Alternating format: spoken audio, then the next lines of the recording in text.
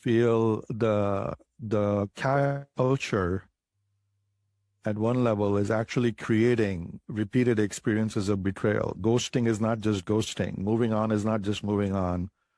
Switching to another partner like their Kleenex is actually not that casual.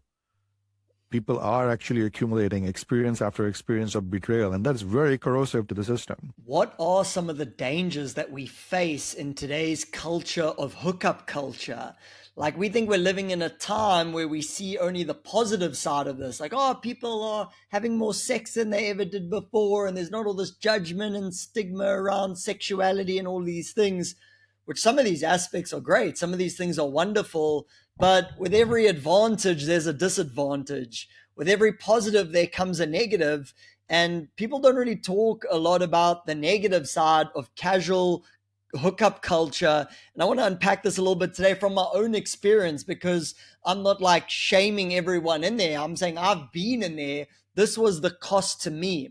So this was a clip from Umrapani in a podcast that he does, where he's talking about the dark side of hookup culture and how it creates a lot of betrayal and bitterness in men's systems. So, like in my coaching programs and my masterminds, obviously these guys are going out there and they're trying to meet new women. They're interacting with a lot of women, and some of these guys, like maybe they've been in the space a long time. They've been going through this process, work with other coaches, and sometimes you can almost see this in them, the sense of like bitterness, this a little bit of betrayal, like, oh, how many flakes have I had to go through? Like, how many times have I gotten a woman's number and she's ghosted me afterwards? And that starts to register in our system as men. Okay, that starts to build up as resentment. It can be painful. Have you ever felt that experience? Like, oh, here goes another one. Met this cool girl. Yeah, she's got so much going on. She's got so many other guys messaging her. She's entitled, all of these things. And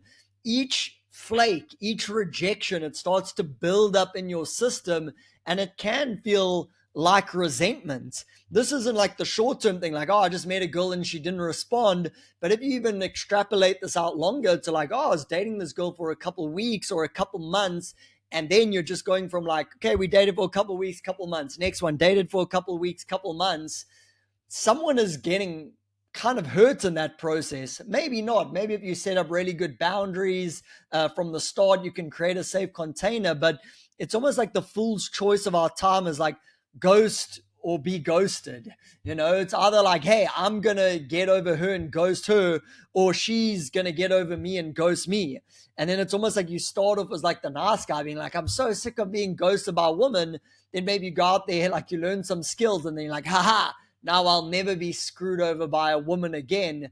But that's also coming from a place of weakness. That's coming from a place of pain. That's coming from a place of trauma. And I speak this having lived those two parts of the journey, not being able to get women, feeling invisible to women, feeling like nothing I do was effective, feeling like I wasn't winning with women, to then learning some skills and then being like, okay, now I'm the big dog. Now I'm not the one who's getting my heart broken. Now I'm breaking hearts.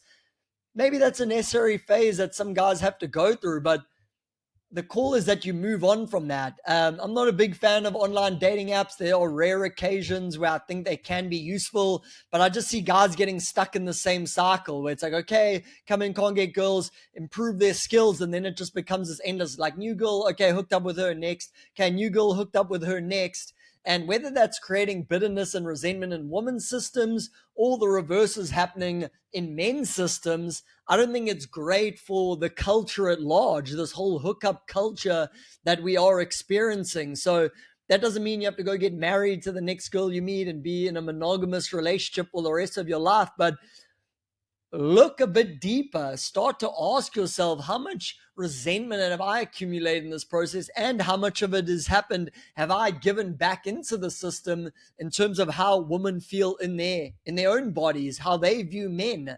All this thing of like women not liking men, there's probably a lot of reasons for it, but there's probably also been some, yeah, resentment and bitterness in women's system. And now the pendulum swinging where men are checking out, men are giving up on dating, they're just staying at home playing video games, watching Netflix. Yeah, because it's been painful. The dating field is extremely painful. That's not really nice to be in. So let's listen to the end of this clip. Whether we have any awareness or accountability about this particular phenomenon. But when I talk to men, even women, the bitterness that accumulates over time, I think actually is a resultant of repeated experiences of betrayal, which is the dark side of the casualness of the infinite choices we have these days in our mating strategies or just mating opportunities. Have you ever been in contact with bitter men? It's a very ugly energy. It's a very nasty energy. I post a lot on Facebook and I can see the comments a mile away. But yeah, but women and like yeah, da, da. And like even though the comments might not be swearing, you can almost just like feel it in the energy of the message. And maybe you one of these guys listening to this now always get guys commenting, yeah, it's unfair. Men have to go up and get approached or rejected, but women never have to do this. And it's kind of like this pity, victim thinking, resentful instead of, okay, this is what has to be done. I'm either going to do it or I'm not going to do it. But complaining about it, men that sit and complain about the same things over and over, it's not like a really good feeling in their systems, you know? Woman on being like, wow, that guy's hot. Just love how much he complains. Like, just want to snuggle up next to him in the bed anytime I can. No, it's like it's almost like the like anti-seductive, like attraction repellent. Like if you just want to repel people, just feel a lot of bitterness and a lot of resentment to the person that you're trying to attract, to the woman you're trying to attract, just to women in general. And I know it's not easy. Maybe you genuinely have gone through a lot of situations of rejection, of betrayal, of all this bitterness built up in your system, but you're just at a place now where you have to work on that.